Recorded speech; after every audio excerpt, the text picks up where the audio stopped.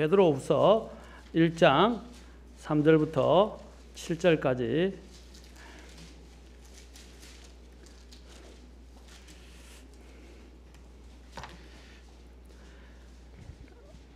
(1장 3절부터 7절까지) 같이 봉독하겠습니다. 시작. 우리를 부르사 영광과 덕에 이르게 하신 분을 아는 것을 통해 그분의 신성한 권능이 이 생명과 하나님의 성품에 속한 모든 것을 우리에게 주셨도다. 그것들로 말미암아 지극히 크고 보배로운 약속들이 우리에게 주어졌나니 이것은 너희가 이 약속들을 힘입어 정욕으로 인해 세상에 있게 된 썩을 것을 피하여 하나님의 본성에 참여하는 자가 되게 하려 함이니라. 이것과 더불어 열심을 다하여 너희 믿음의 덕을, 덕의 지식을, 지식의 절제를, 절제의 인내를, 인내의 경건을, 경건의 형제의 친절을, 형제의 친절의 사랑을 더하라. 기도하겠습니다. 하나님, 오늘 말씀을 높이시고 주님이 영광 받아주시기를 원합니다. 모든 것을 주께 맡기고 또 의탁하며 우리 주 예수님의 존귀하신 존함을 받도록 기도합니다. 아멘. 저는 오늘 그리스도인들은 다른 본성을 가진 자들이다. 그리스도인들은 다른 본성을 가진 자들이다. 라는 말씀의 주제를 가지고, 제목을 가지고 말씀을 선포하겠습니다. 그리스도인은 다른 본성을 가진 자들이다. 이 본성의 변화는요, 그 사람의 본질과 성향과 성격의 변화를 가져오게 됩니다. 구원받는다는 것은 사람이 다시 태어나는 것이며 새로운 피조물이 되는 것임을 우리는 잘 알고 있습니다. 그때 그 사람은 하나님의 성품, 하늘에 속한 본성을 가지게 됩니다. 하나님의 본성을 가진 자는 거룩함을 추구하게 됩니다. 이 거룩함의 추구는 경건의 연습에 의해서 이루어지고 점점 더 경건의 삶으로 나아가게 됩니다. 자, 우리가 이러한 본성의 변화를 가진 사람, 하나님의 이 아까 말씀에서 성품에 우리가 속한 사람은 어떤 모습이 나타나는가, 그 특징들에 대해서 한번 살펴보겠습니다. 첫째, 이 하나님의 성품에 속한 것을, 모든 것을 우리에게 주셨도다라고 1장 3절에서 말씀합니다. 하나님의 성품에 속한 모든 것을 우리에게 주셨도다. 이 하나님의 본성에 참여한 자는 그의 욕구나 관심거리가 달라지게 됩니다. 변화되지 못한 옛 본성에 속한 사람은 죄와 세상과 정욕에 이끌려 살게 되고 자신이 행해 오던 것들을 늘 그대로 반복해서 행하게 됩니다. 이 세상에는 두 가지 종류의 사람이 존재합니다. 첫 번째 사람, 아담의 본성을 갖고 사는 아담에 속한 사람과 두 번째 사람이요, 두 번째 아담이신, 마지막 아담이신 예수님께 속한 사람입니다. 이 두 번째 아담이신 예수님께 속한 사람도 또 두 부류로 나누어지게 됩니다. 구원받기 전과는 다소 달라지기는 했으나 여전히 옛 본성의 지배를 받고 그것에 의해서 이끌려 사는 신자가 있고, 새로운 성품에 따라 살고 새 성품이 점점 강화되어지는 사람이 있습니다. 아까 같이 그냥 옛 성품, 곧 첫 번째 아담에 속한 사람을, 거듭나지 못한 사람을 성경은 자연인, 내추럴맨이라고 말합니다. 자연인이라고 말합니다. 그러나 이제 하나님에 의해서 이런 본성에는 이제 참여하게 됐고 하나님의 성품에 속한 것들을 부여받았지만 여전히 죄의 영향과 죄의 지배 가운데서 끌려가는 삶을 사는 사람을 성경은 육신에 속한 사람 또는 커널맨이라고 이야기합니다. 육신에 속한 사람. 그리고 하나님이 주신 새 성품이 개발되어지고 성령에 의해서 이끌림을 받는 새 성품에 속해서 살아가는 사람을 성경은 영적인 스피리추얼맨, 영적인 사람이라고 말합니다. 이 세 가지 부류 중에 저와 여러분은 어디에 속하는 것 같습니까? 자연인입니까? 아니면 육신에 속한 사람입니까? 아니면 영적인 사람입니까? 우리는 당연히 영적인 사람이 되어야 합니다. 그런데 많은 그리스도인들이, 많은 사람들이 많은 신자들이 육신에 속한 사람으로 남아있는 경우가 많습니다.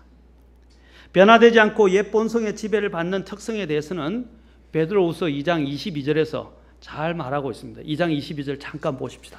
2장 22절에 말합니다. 잘 보십시오. 같이 읽읍시다. 잘 읽읍시다. 시작. 그러나 개는 자기가 토한 것으로 되돌아가고 씻긴 돼지는 진창 속에서 뒹군다 하는 참된 잠언에 따라 그 일이 그들에게 일어났도다. 자, 어떤 일이 개는 뭡니까? 토한 것으로 돌아간다. 씻긴 돼지도 어떻게 다시 진창 속에서 뒹군다. 이게 개와 돼지의 본성입니다. 돼지를 씻었는데도 돼지는 어떻게 해요? 다시 진창 속으로 들어가서 뒹군다는 거죠. 개를 이렇게 물론 훈련에 의해서 달라질 수는 있지만 개의 본성 자체가 또 어떻게 해요? 토한 것으로 돌아갑니다. 저도 이전에는 개를요, 안에서 이렇게 애 안으로 많이 안 키웠어요. 바깥에서 키웠어요. 마당에서 키우고요. 그리고 풀어주기도 하고. 그리고 풀어주다가 나가면요, 목줄 없이 나가면 보면 냄새를 맡으면서 이리저리 다니다가 물론 소변 볼 장소를 찾기도 하기도 하지만 변을 볼. 또 가다가 음식을 찾아요. 그래 있으면 먹고 하는데 심지어는 다른 개나 다른 개가 토했던 변까지 먹더라고요. 뭐 우리가 일명 똥개라고 부르죠. 그 다음에 토했던 것까지도 그냥 날름날름해서 혀로 날름해서 먹더라고요. 그때 느껴지는 그 인상이 지금까지도 저도 남아있는데 성경이 그러한 부분들을 참 잘 말해주고 있는 것 같아요. 지금 제가 말하고자 하는 성경이 지금 이 말하고 또 제가 말하고자 하는 부분이 뭡니까? 본성이 변화되지 않은 사람은요, 그 본성에 다시 속한 일들로 돌아가는, 잠시는 변화된 모습이 있을지 모르지만 그 본성으로 돌아가게 된다는 것입니다.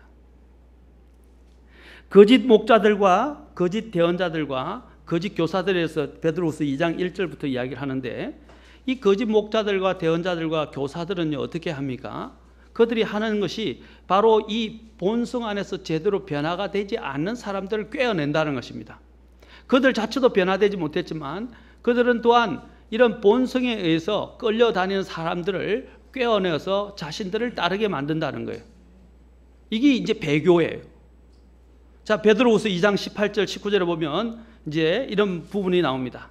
그들은 뭡니까? 그들은 아까 거짓 목자들, 대언자들, 교사들인 배교자들은 그들은 헛된 것을 크게 부풀려 말하면서 잘못하며 사는 자들로부터 빠져나와 깨끗하게 된 자들을, 잘 보세요. 깨끗하게 된 자들을 어떻게 해요? 육체의 정욕과 심한 방종을 통해서 깨어낸다 그랬어요. 꼬신다 이 말입니다. 그래서 깨끗하게 된 자들을 다시 이런 육체의 정욕과 심한 방종을 위해서 다시 그 길로 돌아가게 만드는 거예요. 19절 보면 그들이 저들에게 자유를 약속하지만 자신들은 부패의 종이 되었으니 사람이 누구에게 정복되면 바로 그 사람에게 속박되느니라. 로마서에서도 사람이 누구의 종이 되든지, 그렇죠? 그렇죠? 누구에게 속하든지 그 종이 되는 겁니다. 우리가 그 섬기는 자의 종이 된다고 그랬어요. 죄를 섬기면 죄의 종이 되고 의를 섬기면 의의 종이 되는 것이고 주님을 섬기면 주님의 종이 되는 것입니다. 섬기는 자의 종이 된다고 그랬습니다. 여기 보면 이 부패의 종이 됐다고 그랬어요. 그리고 그것에서 정복되면 그 사람에게 속박된다. 속박이 뭐예요? 종이 된다는 것, 노예가 된다는 것입니다. 이 거짓 목자들과 거짓 대언자들과 거짓 교사들은요, 유창한 교리 해석과 언변으로 깨끗하게 된 자들을 육체의 정욕과 심한 방종을 통해서 깨어냅니다. 그들은 자신들의 말로 어떻게 사람들에게 감명을 줄 수 있을지 잘 알고 있습니다. 그들은 웅변설도 배우고요, 최면설도 배우고요, 화술 등을 배워서 어떻게 해서 사람들에게 감명을 줄 수 있는지 그 길을 찾습니다.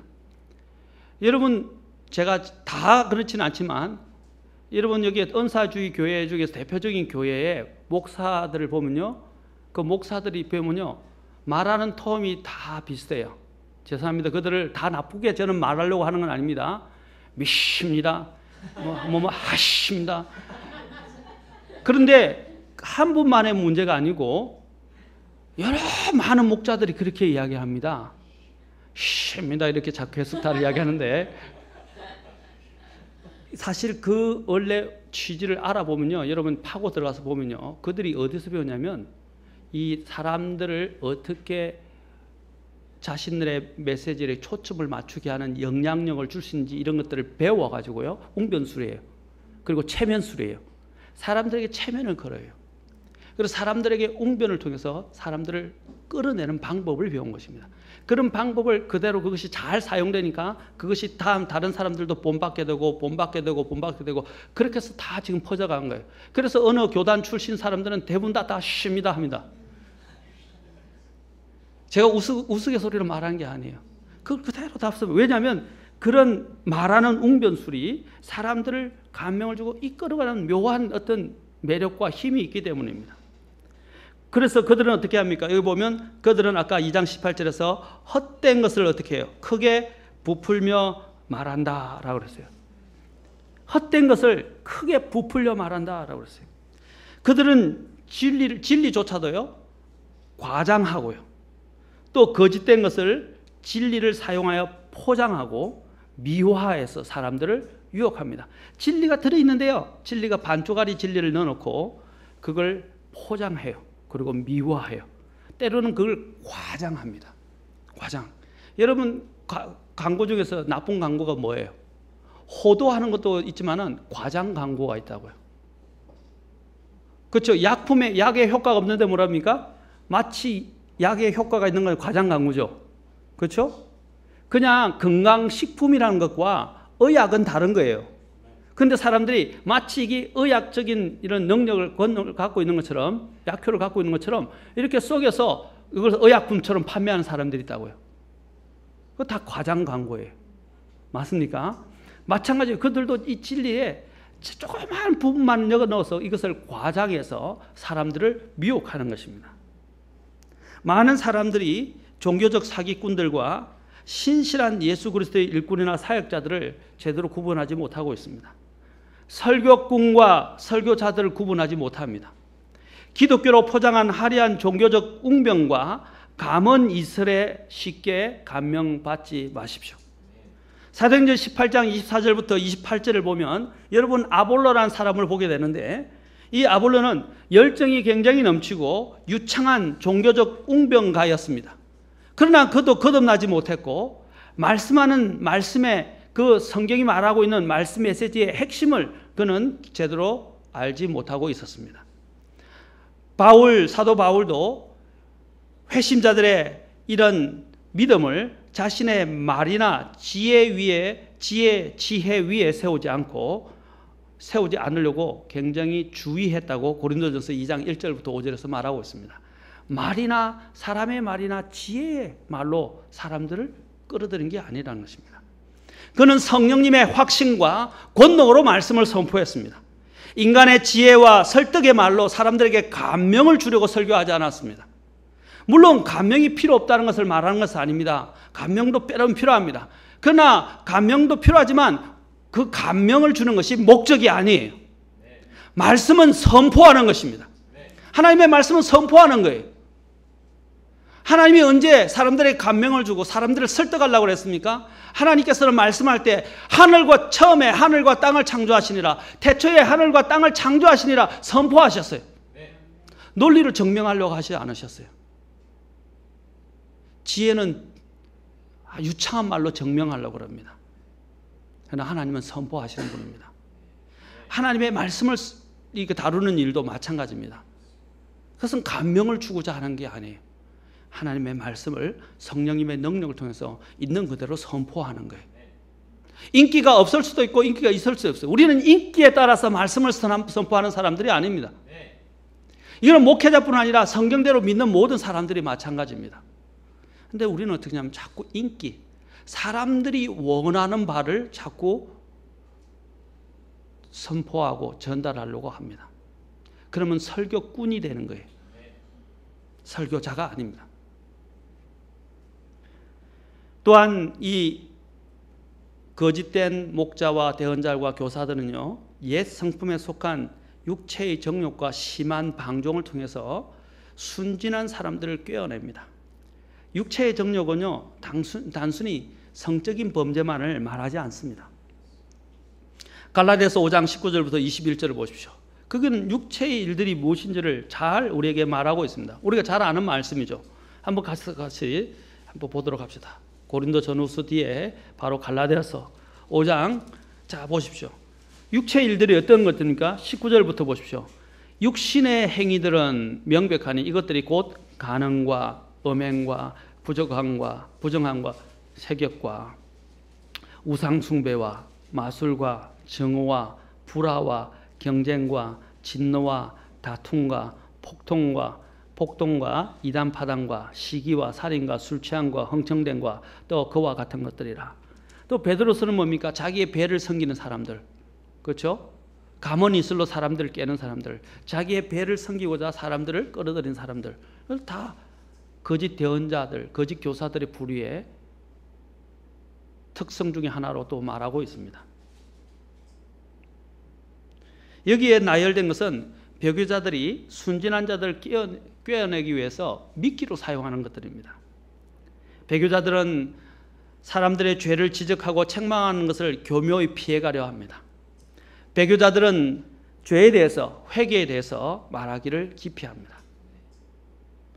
요한복음 16장 7절부터 11절에 보면 성령의 사역에 대해서 이야기하는데, 성령의 사역 중에 위로자 성령님이라고 주님이 말씀하십니다. 전에 제가 위로에 대해 설교했는데, 성령님은 위로자 있습니다. 그러나 또한 성령님을 뭐라고 표현하고 있습니까? 성령이 하시는 일에 대해서 성령을 진리의 성령이라고 말씀하시면서 성령이 하시는 사역을 단적으로 세 가지로 요약해서 이야기합니다.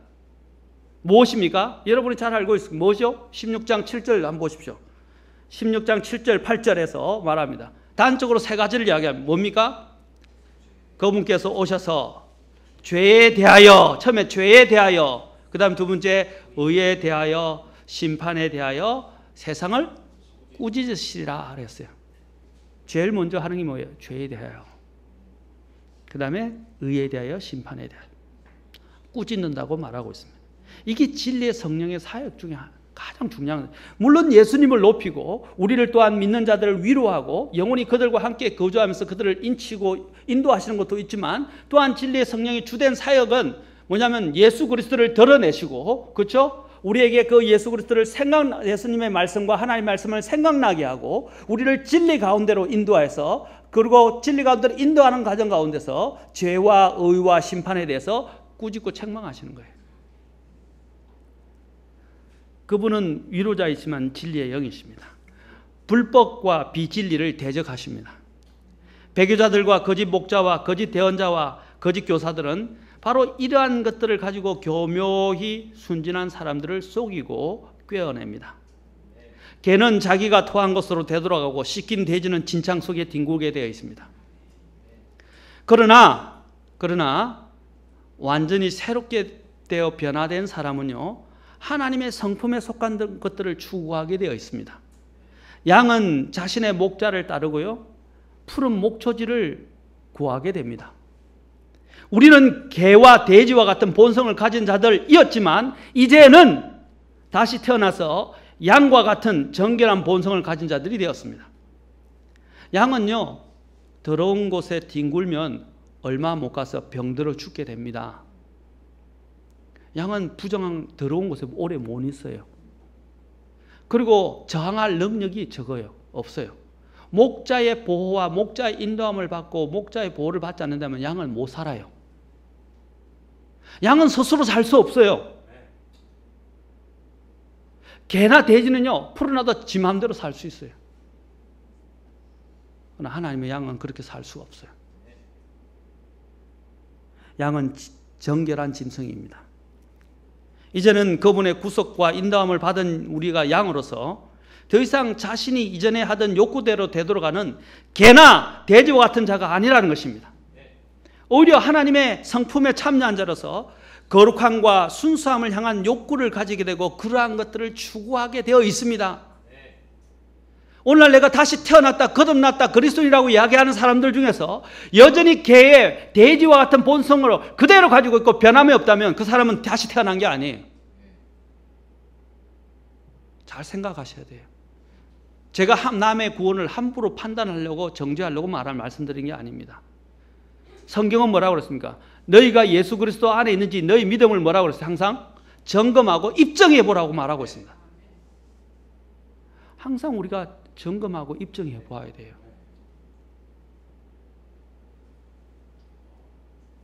그렇다고 해서 제가 아까 그랬죠. 영을 아예 본성이 안 변해서 구원받지 못한 사람도 있지만 하나님의 성품에 참여했지만 여전히 이 본성이 변화됐지만 안에 하나님의 본성을 주셨지만 이러한 이전에 있던 옛 성품에 그냥 약해서 끌려가는 사람들도 있어요. 그렇다고 해서 그 사람이 변화가 안 되느냐? 그런 건 아닙니다. 변화할 수 있는 능력을 하나님이 이미 주셨기 때문에 아까 말했듯이 하나님의 성품에 속한 것들을 그들에게 우리에게 주셨다 그랬어요. 안에 들어있어요. 그러면 뭐냐? 마음의 양심과 마음이요 괴로워요. 힘들어요. 양이 생각했어요. 양이 부정한 이런 진창 속이나 이런 진흙탕 속에 들어가게 되면 어떻게 했어요? 괴로워서 힘들어요. 감당이 안 돼요. 어떻게 해서든 빠져나오려 해요. 만약에 빠져나오지 못하면 어떻게 해요? 죽는 거예요. 우리가 죄악 가운데서 뒹굴고 있다. 만약에 내가 죄의 영향을 받고 또 이전에 있던 죄로 돌아가서 있다 그런다면 정말로 하나님의 성품에 참여한 그리스도인들은 어떻게 해요? 견딜 수가 없어요. 막 죽을 것 같고요. 힘들고요. 감당이 안 돼요. 그러나 그 속에서 계속 빠져나오지 못하면 어떻게 돼요? 죽는 거예요. 이것은 지옥에 간다는 뜻은 아닙니다. 첫 번째로 하나님의 본성에 참여한 사람은 그의 욕구와 간식거리가 달라지게 됩니다. 두 번째로 하나님의 본성에 참여한 자는 언어와 행동이 달라집니다. 하나님의 본성에 참여한 자들은 곧 구원받아서 하나님의 자녀로 태어난 사람은요, 하나님의 구속받은 백성답게, 그분의 자녀답게, 하나님의 성도답게, 그리스도인의 제자답게, 그리스도인이라는 칭호답게, 다시 말해서 하나님께로부터 주어진 새로운 지위와 아름다움, 그리스도를 대신하는 그리스도의 대사로서 살아가려 하게 될 것입니다. 사람들의 부모의 이름이나 가문의 명예를 존중하듯이요, 우리도 하나님에게서 부여된 존귀하고 영예로운 이름에 걸맞게 살려고 할 것입니다. 제가 전에 이름에 대해서 이야기했죠? 이름에 대해서 설교했을 것입니다. 우리 여기 한 청년 형제는 아버지를 가장 존경한다 그러더라고요. 그래서 아버지가 하는 것을 절대시하고 좋은 일이에요. 아버지를 존경하고 아버지를 존중하는 건 좋은 일이죠. 근데 왜 하나님의 아버지는 아무렇지 않게 생각하느냐는 거죠. 그 사람이 그렇다는 게 아니라 많은 사람들이 이 세상에 있는 이름에 대해서는, 세상에 있는 아버지나 세상에 있는 명예에 대해서는 굉장히 중시하면서도 하나님 아버지의 이름에 대해서는 아무렇지 않게 생각합니다. 여러분 목회에서 지내보면요, 하나님의 교리를 욕되게 모독하는 사람들 중에 부류적 뭐가 있는지 아십니까? 예수 그리스도의 이름과 그 교리를 모독하는 사람이라고 그랬어요. 하나님의 이름을, 예수님의 이름을, 우리 주 예수 그리스도의 이름을 모독되게 해서는 안 돼요. 하나님의 이름을 모독되게 해서는 안 됩니다. 우리는 하나님의 그 이름, 새로운 이름에 걸맞게 살아가는 사람들입니다. 정말 하나님의 본성에 참여한 사람은요, 말이 달라지고요, 행동이 달라집니다. 사고의 변화가 오고요, 언어의 변화가 오고, 성격의 변화가 오고, 행동의 변화가 오게 됩니다. 물론 어떤 사람은 짧은 시간에 많이 될 수도 있지만 어떤 사람은 서서히 변화가 옵니다. 어떤 사람은 자신이 많이 변화됐다고 서서히 변화된 사람을 정죄는 하지 마십시오. 그것은 하나님이 하실 일이에요. 오히려 대기만성적일 수 있어요. 금방 쉽게 변화가 온 사람들은요, 쉽게 넘어질 수도 있어요. 근데 대기만성적으로 이렇게 쭉 차분히 쌓아간 사람은요, 나중에 가면 갈수록 더 진득해져요. 그래서 내가 토끼가 됐다고 날뛴다고 거북이를 나무로 하면 안 돼요.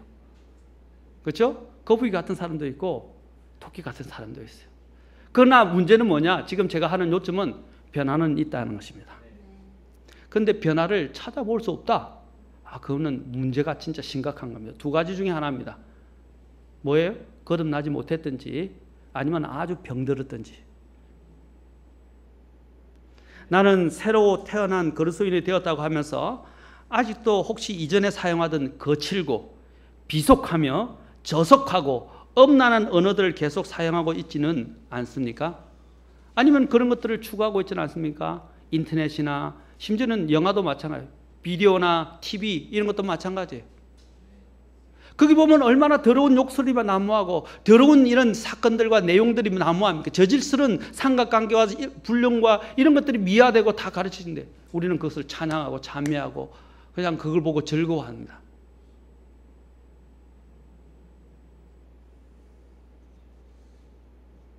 오늘 수많은 사람들이 그리스도인이라면서 이 세상의 연속곡에 빠져가지고요. 이 세상은요 참 묘합니다.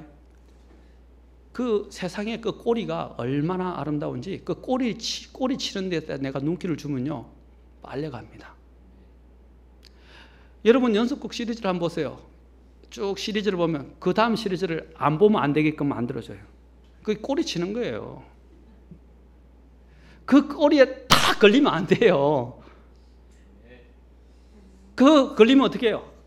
다른 거 다 데쳐주고 그 시간만 되면 달려가가지고 TV에 딱 앉아있어요. 그 앞에 미리부터 앉아있어요. 그렇죠? 심지어는 교회 모임이나 중요한 다른 약속도 있는데 다 제치고 나 이거 봐야 돼. 어떻게 해서든지 그걸 봐야 되고 그것을 해야 돼요. 그게 사로잡히게 되는 거예요. 그게 영적인 문제예요.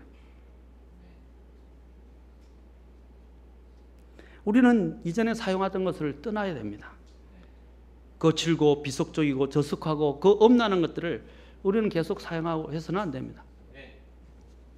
나는 새로운 태어난 그리스도인이 되었다고 하면서 이전에 즐기던 죄악들과 방탕함과 사악함들을 그대로 갖고 살고 있지는 않습니까? 나는 변화되었습니까? 나는 달라졌습니까? 아니면 달라지고 있습니까? 나는 참 그리스도인이라고 하면서 참 그리스도인이라면 사고방식과 대화방식과 행동방식이 바뀌어져야 합니다. 이전에는 내가 거칠던 세상 속에서 있던 그 언어들을 사용했지만 내가 그리스도인이 되고 난 뒤부터는 어떤 언어를 사용해야 돼요? 하나님의 자녀다운 언어들을 하나님의 말씀하시는 은혜의 말씀들을 사용해야 됩니다. 아멘? 그런데 옛날 음담패스라든 그 저속하고 비속한 말들을 계속 사용한다는 것은 그것은 하나님의 자녀에게 어울리지 않는 거예요. 하나님의 구속받은 백성들에게 어울리지 않는 거예요. 맞습니까? 어떤 사람들은 그렇게 합니다. 나는 노동 현장에서 오래 이동을 해가지고 또 죄송하지만 옛날 말로 이런 노가다라고 하는 이런 현장에서 일일 노동자로 일을 했기 때문에 그것은 얼마나 험한지 아십니까? 어떤 분들은 저도 퀵 영업소를 하신 분이 있는데 그 영업소가 굉장히 험악하대요. 그냥 여기 보통으로 난무되고 이야기되는데 그것을 한다고 해서 이제 교회에 왔는데 그 용어를 그대로 쓰고 있는 거예요. 교회에서. 그리스도인은 그렇게 되어서는 안 됩니다. 물론 그 사람들의 세계가 굉장히 험악하기 때문에 뭐 그 속에서 잠깐 한두 번 사용할 수 있으면 그래도 그리스도인들은요 말이 달라져야 돼요. 그들이 그렇게 한다고 나도 그렇게 하면서 살면 안 돼요. 특히 더군다나 그걸 교회까지 갖고 와가지고 입에 담을 수 없는 욕설을 하고 내뱉고 처음에 우리 교회에서도 변화되지 못한 사람들 이전에 있을 때도 마찬가지고 그런 세상에 사는 욕설들을 그대로 갖고 사용을 해요. 저는 이야기합니다. 그리스도인은 그렇게 되면 안 됩니다. 바꿔야 됩니다. 나는 원래 그렇게 해와 살아왔다고. 그거는 옛날에 그렇게 살아왔던 거고 이제 그리스도인이 됐으면 달라져야죠. 맞습니까? 하나님의 언어로 바뀌어져야 되지 않습니까? 세 번째로 하나님의 본성에 참여한 자는요 자신의 영적 환경을 바꾸게 됩니다. 영적 환경을. 자, 다시 말해서 그는 새 본성에 적합한 환경에 거하고 그 모임에 참여해야 합니다. 극단적인 예로 한 깽단이 구원을 받았다면 더 이상 그는 그 깽단에 소속되지 않으려 할 것입니다. 그렇죠? 자신이 갱생했다는 말은 뭐예요? 다시 산다는 말은 뭐예요? 손가락을 끊어내는 한이 있더라도 나는 그게 안 들어갑니다 라고 해야 되지 않습니까? 그런데 무서워서 그 속에 계속 그 조직 사이에 발을 못 뺀다면 그는 분리될 수 없어요. 그 모임에 참여하면서 나는 아니라고 이야기할 수가 없어요. 만약에 창녀가 구원을 받았다고 생각해 봅시다. 동성애자가 구원을 받았다고 생각해 봅시다. 그가 계속 창녀 소굴에 들어갈 수 있습니까? 몸을 팔 수 있어요? 매춘을 할 수 있어요? 그가 동성애에서 구원받았다고 한다면 그가 동성애 짓을 계속 할 수 있어요? 아닙니다. 그가 그러한 본성에 참여한 자는 자신의 영적 환경을 바꿔야 됩니다. 아멘. 바꾸지 않고 계속 게이 바에 가고 게이 클럽에 가고 또 거기 있던 이런 매춘 소굴에 들어가고 그렇게 하면서 바꾸지 않으면서 내가 그리스도인이고 나는 됐는데 안 된다고 이야기하면 안 돼요. 영적 환경을 바꿔요. 아까도 말씀드렸죠. 양이 어떤 부주의에서 그런 환경에 들어가게 되면 양은 어떻게 됩니까? 아까 못 견디고요. 거기서 나오든지 못 나오면 죽는 거예요. 마찬가지로 그리스도인들이 그 환경에서 이제는 나와야 돼요. 분리된다는 건 분리돼야 돼요. 그런데도 내가 그리스도인 됐다면서 그 환경을 그대로 내가 주고 살아간다는 것은요, 위험한 천만한 일입니다.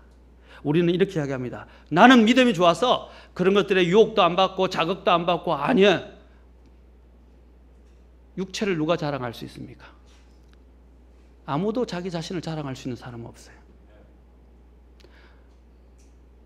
여러분, 황진이가 바꿀 수 없었던 한 사람이 있죠. 유명하죠. 학자가 누구죠? 그 학자 이름을 이제 서경덕인가? 그렇죠. 학자 한 명이 있는데 황진이가 도저히 마음을 바꿀 수 있고 그를 유혹할 수 없었던 한 학자가 있었어요. 그가 옷을 다 죄송하지만 옷을 다 벗겨서 이러한 벌거벗은 모습으로 그를 유혹하려고 해도 유혹이 안 됐어요. 그런데요, 그것은 하나의 특별한 예지. 누가 옷을 다 벗어버리고 이렇게 나를 유혹하면 어떻게 되겠어요? 믿음이 강한 사람조차도요, 넘어지게 돼 있어요.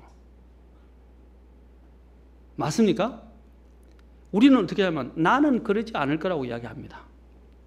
그것은 이스라엘 백성들이 이미 보였던 거예요. 이스라엘 백성들은 뭐래요? 내가 대언자들의 시대에, 우리 조상들의 시대에 살았더라면 대언자들을 돌로 치지도 않았고 그들을 거절하지도 않았을 것이라고 이야기했어요.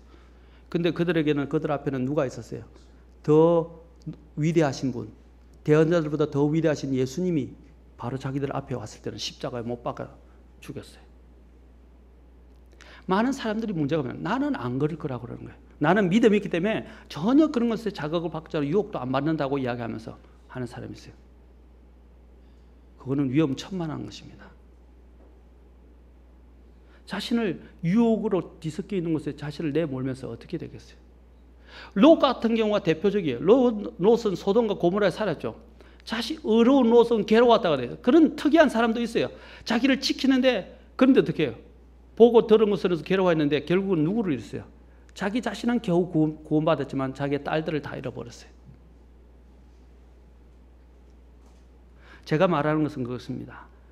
본성에 참여한 사람은요, 영적인 환경을 바꿔야 합니다. 그리고 바꿉니다.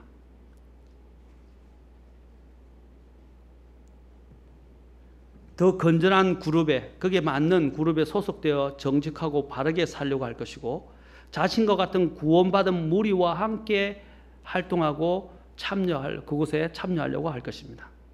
구원받은 호텔 나이트클럽 웨이터는요, 더 이상 그런 직업과 환경에 어울려 있으려고 하지 않을 것입니다. 맞습니까?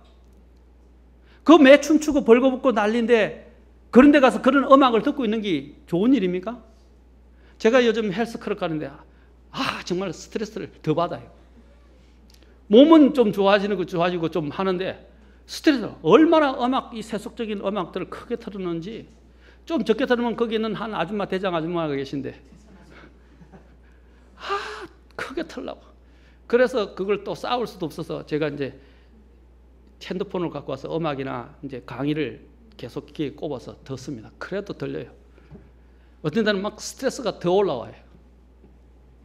아마 그래서 집에 오면 녹초가 되는지도 모르겠습니다. 더. 물론 몸이 적응하는 과정일 수도 있겠지만은, 우리가 그런 환경에 사실 어울리지가 않아요. 우리는 그 환경에 있으면 서서히 우리 스스로를 죽이는 것입니다. 하나님의 본성은 그러한 것들을 거부하려 할 것입니다. 새 본성은 그 본성에 맞는 환경과 모임을 필요로 합니다. 요한복음 고린도전서 6장 14절부터 18절에 가서 한번 봅시다.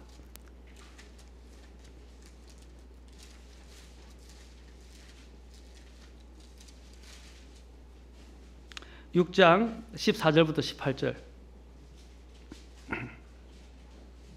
고린도후서 죄송합니다.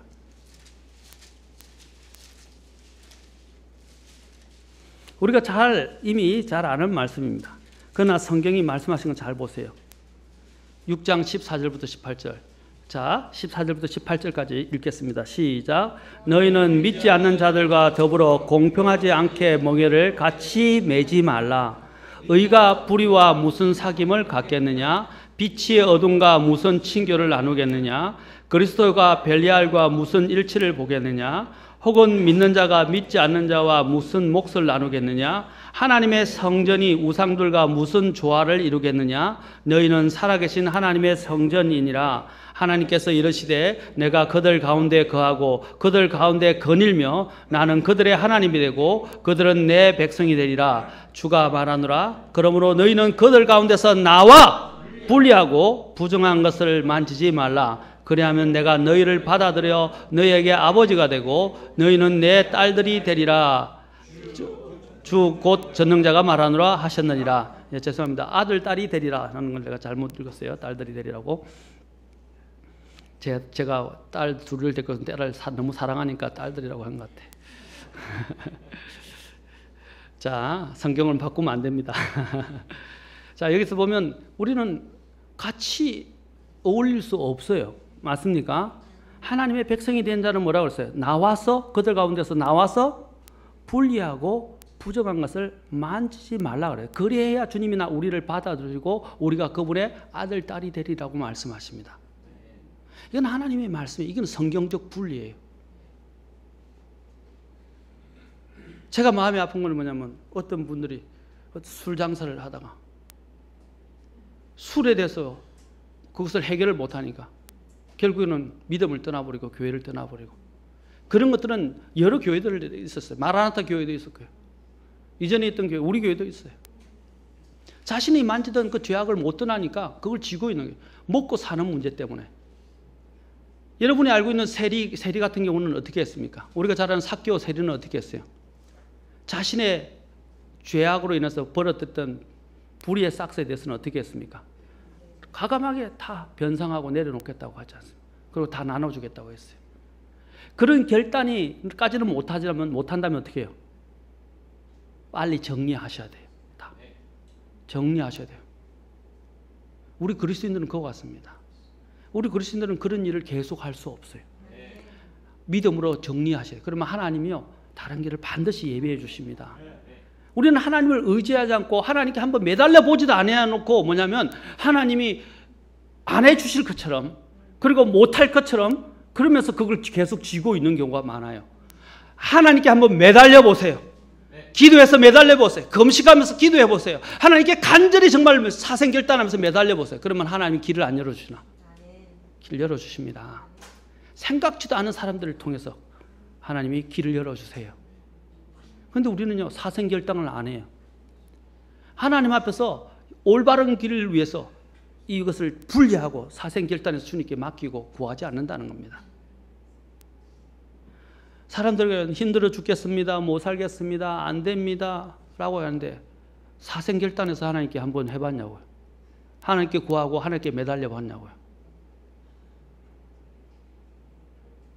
우리 교회 한 자매님은요 정말로 이 문제가 해결 안 돼서 해보려고 3일을 금식을 하면서 사생결단을 주님께 매달리는 격도 있습니다. 우리는 그런 자세가 필요해요. 하나님이 뭐라고 했습니까? 하나님께 한번 시험해보라 그랬어요. 그것은 나쁘게 시험하는 게 아니에요. 정말 하나님이 어떤 분인지를 한번 믿고 맡겨보라는 겁니다. 하나님은요 우리를 위하시는 분이세요. 우리의 필요를 누구보다 잘 아시는 분이에요.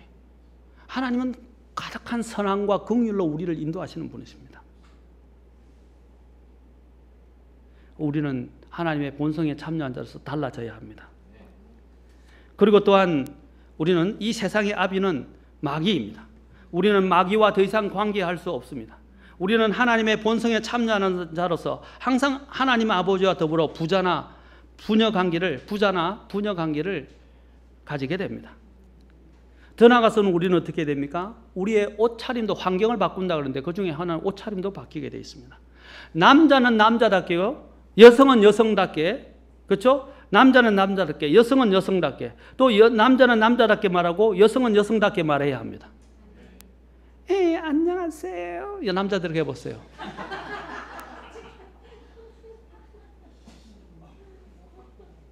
닭살이 돋지 않습니까? 예? 옛날에 내시들 하는 것처럼 생각해 보세요. 남자들이요, 여자들이 또 목소리 높여서 남자들 이렇게 보세요. 그게 보기가 좋은지, 그게 아름다운지. 하나님은 어떻게 만드셨어요? 남자와 여자를 만드셨어요. 남자는 남자다워야 되고 여성은 여성다워야 돼요. 남자는 남자답게 말해야 되고 여성은 여성답게 말해야 돼요. 남자는 남자의 머리카락을 유지해야 되고요, 여자는 여자의 머리카락을 유지해야 돼요. 무슨 말입니까? 성경에는 머리가 얼마나 길어야 되는지 규정은 하지는 않아요. 그러나 분명히 뭐랍니까? 남자의 머리가 있고 여자의 머리가 있다고 그랬어요. 머리카락이 있다고 그랬어요. 맞습니까? 그 기준에 대해서는 보면 저기 뒤에서 보면 남자인지 여자인지 구분이 되게 돼 있어요. 맞습니까? 여자가 남자처럼 짧게 깎고, 그렇죠? 뒤에서 보면 남자인지 여자인지 구분이 안 되고, 남자도 이렇게 길게 해서 뒤에서 보면 여자인지 착각이 될 정도, 그러면 안 된단 말이에요. 그거는 본성에 어긋나는 것이라고 말씀하셨어요. 근데 또 옷차림도 마찬가지예요. 남자는 남자답게 입어야 되고 여자는 여자답게 입어야 돼요. 제가 굳이 바지에 대해서 말하지는 않겠습니다. 바지는요, 남자들이 입는 옷이에요. 그 대명사예요. 그 중에 가장 대표적인 바지가 어떤 청바지입니다. 처음에 청바지가 그래서 나온 거예요. 가장 악한 바지 중에 하나가 청바지예요. 그것도 몸에 딱 달라붙는 바지예요. 그것은 이 세상의 흐름의 가장 첫 번째 하나의 표현입니다. 하나님을 대적하는 표현이에요. 남자는 남자다운 옷을 입어야 되고 여자는 여자다운 옷을 입어야 돼요. 제가 한 가지 말씀드리면, 이 세상에 어디든 간에 그림으로 표현한 화장실을 한번 보세요. 다 어떻게 표현되어 있죠? 예? 예, 치마와 바지로 되어 있어요. 세상 사람들도 상식적으로요, 그림으로 표현할 때는 다 그렇게 구분을 합니다. 그게 하나님이 주신 마음이에요. 우리는요, 갖가지 변명을 대서 하나님이 주신 방식을 거절하려 합니다. 세상의 편의와 세상에 살아가는 수단 어떤 것 때문에, 예? 세상이 목적이 돼서 하나님의 말씀까지 변화시키고 타협하려 합니다. 그건 아닙니다. 여러분, 바꾸세요. 우리는 세상을 쫓아가는 사람들이 아닙니다. 하나님이 말씀하신 것을 쫓아가는 사람들이에요. 심지어는 세상의 이 문화와 유행은요, 남녀 구분을 없애는 것입니다. 남자와 여성의 성 정체성을 모호하게 하고 구분을 없애고 오히려 그것을 파괴하려고 시도합니다. 여성화된 남성에 대해서 성경에서 나와요. 고린도서에 2번이나 나와요. 여성화된 남성에 대해서요. 그 다음에 동성애에 대해서, 심지어는 또 남성화된 여성들, 유니섹스에 대해서 이야기합니다. 이것은 하나님의 교리와 하나님의 말씀을, 하나님의 인격을 정면 도전하는 것입니다. 심지어는 성경, 여러분 NRSV라고 새로 나온 성경이 있는데, RV에서 RSV가 나오고 그 다음에 이제 NRSV가 나는데, 새로 나온 NRSV 같은 경우는 하나님 아버지만 부르면 이거는 성적인 차별이니까 하나님 아버지 어머니 이렇게 나왔어요. 안상홍이 이야기하는 거 아닙니까? 거룩한 어머니. 이게 세상의 추세에 부응하는 거예요. 하나님은 사람을 만드셨을 때에요, 남자와 여자로 만드셨어요. 이것을 희석시키거나 모호하게 하거나 파괴하려는 시도는 사탄적인 것입니다. 옛날에 한 남자 청년이 있었는데 정말 저의 속을 많이 썩였어요. 근데 그 청년이 남자들하고 어울리지 않고요, 매 자매들하고만 어울리고 있는 거예요.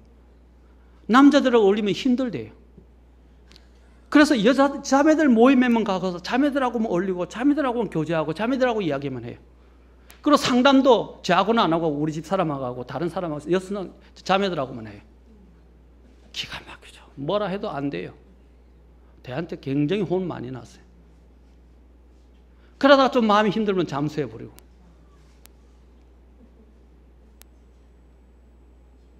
이건 성정체성이 문제예요. 하나님 그렇게 만들지 않았어요. 남자는 남자다워야 돼요. 여성은 여성다워야 되고. 우리가 우리의 새 본성을 하나님의 말씀의 영양분으로 먹인다면 세상에 이런 쓰레기 같은 것들에 관심을 기울이지 않게 될 것입니다. 그러나 우리가 육신을 절대로 먹여서는 안 됩니다. 다시 말해서 오늘 이야기한 대로 육신의 이 아까 거짓 대언자들의 행위를 사람들의 정욕을 통해서 그들을 꿰어내는 거예요. 그래서 그게 휩쓸려 들어가는 것입니다. 육신의 정욕을 위해서 어떻게 해야 돼요? 우리는 기회를 주서는 안 됩니다. 다시 한번 로마서 13장 14절 가봅시다.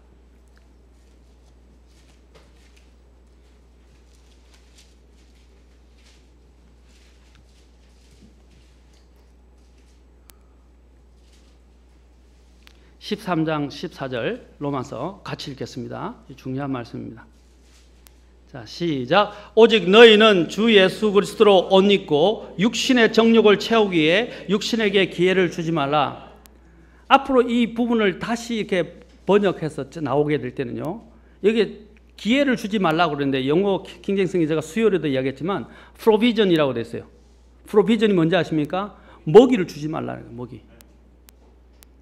먹이를 주지 말, 먹잇감을 주지 말라는 거예요. 먹을 것을 주지 말라는 거예요. 육신의 정욕을 채우기 위해 육신에게 뭘 주지 말라고요? 적나라하게 먹이를 주지 말라 이 말이에요. 다시 말하면 육신을 먹이지 말라는 거죠. 육신의 정욕은요 끝이 없어요. 계속 다오 그래요. 그 자문에 보면 그렇지 뭐라 그랬어요? 정욕, 우리의 정욕도 똑같이 그렇지만은 그렇죠? 우리의 욕심도 마찬가지로 무덤이 그렇다고 그랬어요. 무덤이 그런 것처럼 우리의 정욕도 계속 주면 또 달라 그래요. 주면 또 달라 그래요. 여러분 육신의 욕구는 그 3분으로도 안 끝납니다. 계속적으로 요구합니다. 그래서 한번 먹이를 주기 시작하면요 미쳐요. 자꾸 빠져들어가요. 그와 같아 아이들에게 어릴 때부터 단 것, 초콜릿을 주기 시작하면 바른 것에 대한 입맛을 잃어버리고 초콜릿만 달라고 그래요. 똑같습니다. 육신을 이런 세상의 단 것들을 계속 먹이게 되면 죄의 단 것들을 먹이기 시작하면 육신은 계속 더 강하게 그걸 요구합니다. 이게 죄예요. 이게 육신이에요. 육신에게 먹이를 주지 못합니다. 먹이를 주면 안 됩니다. 그래서 성경은 뭐랍니까? 육신의 지체를 뭐라고 했어요? 지체를 modify, 죽이라 그랬어요. 죽은 것을 처리하란 말입니다. 죽이지 않으면요 육신은 계속 요구합니다. 우리가 육신을 먹여서 육신에게 기회를 준다면 우리의 죄의 성품은 우리의 옛 죄들을 쫓아서 정욕을 채우려 할 것이고 결국에는 하나님께 불순종하거나 하나님의 뜻을 거역하게 될 것입니다. 우리는 갓 태어난 영적 아기들로서 영적 성장을 위해서 하나님의 순수한 말씀의 젖을 사모해야 합니다. 아멘.